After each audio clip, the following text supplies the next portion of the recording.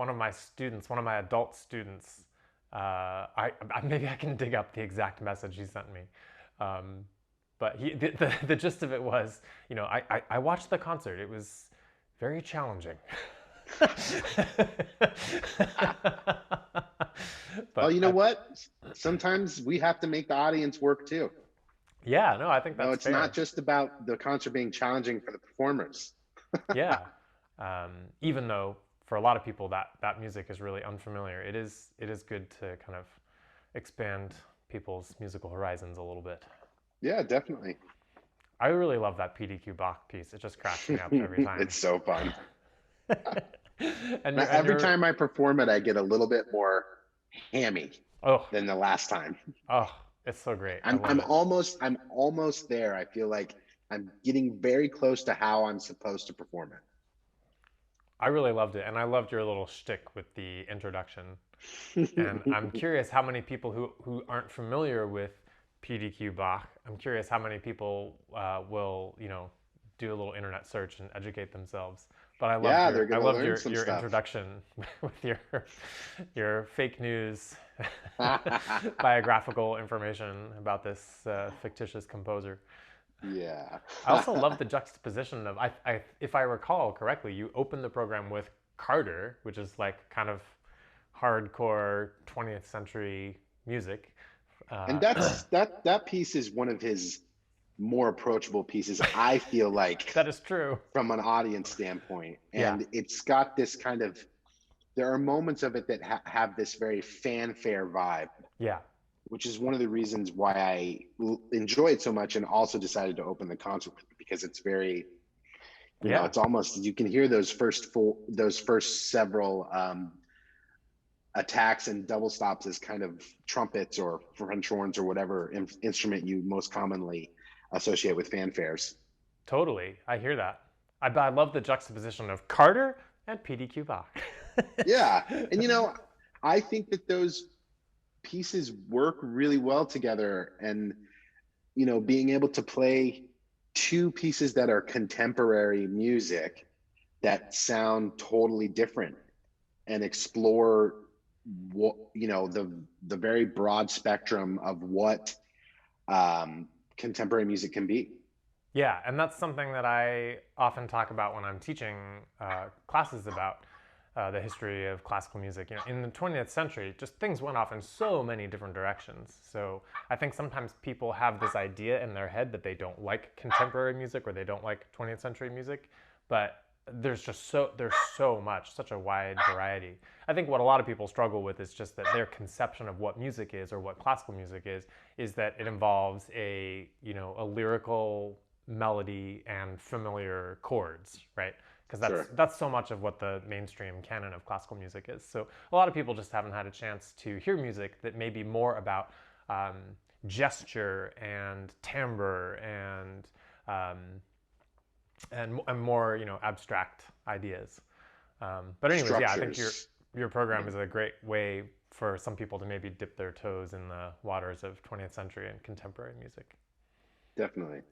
I've heard a couple people tell me that they especially liked Nick Deo's piece. Which, can you remind me what the complete title of that piece is? I always forget. I believe the full title is Fluff Number 12.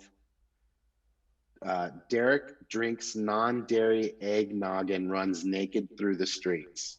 I That sounds think right. that's the full title. What a title. I was just going to say, we have now spent more time talking about the piece than it takes to perform the piece two or three Yes, we have. times. Like, exactly.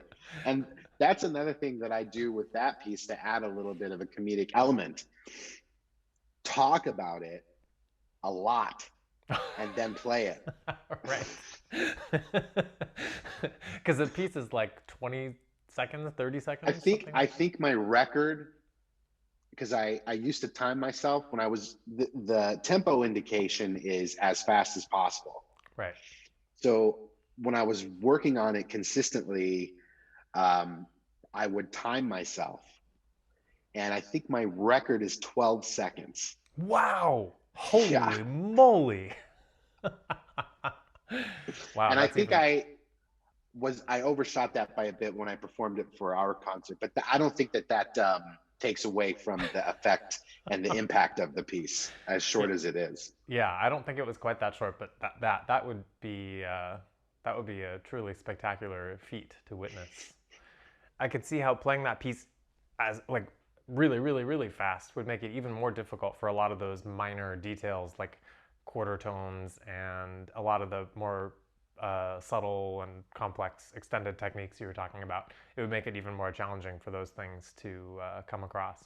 Yeah, and Sure. I think it's hopefully it's fun for people to hear some of these little behind the scenes details because I think a lot of folks may not even realize that when they hear a piece like that, that's like kind of has this crazy frenetic energy and it kind of goes all over the place and it's really fast.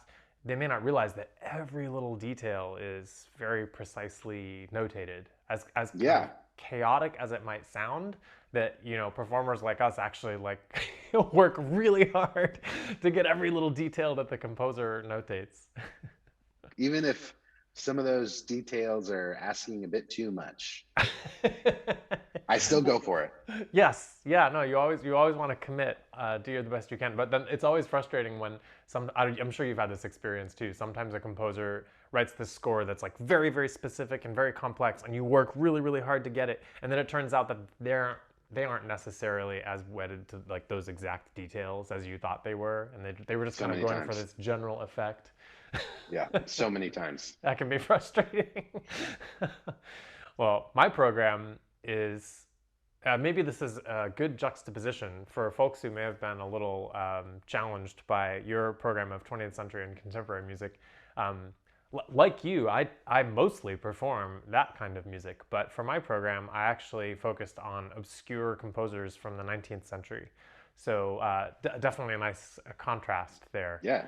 Um, so yeah, so your concert is going to be rebroadcast this Thursday evening at 7 p.m. and then mine will receive its premiere broadcast on Sunday afternoon at 4 o'clock. I am actually going to Fantastic. be camping in Death Valley at the time that my concert is being broadcast. Maybe I shouldn't That announce this sounds great. publicly, but it's going to be a surreal experience for me to know that people are watching my performance and I'll actually be in this very remote part of the desert away from computers and phones and all of that stuff that has caused me so much anxiety this year. Yeah, definitely.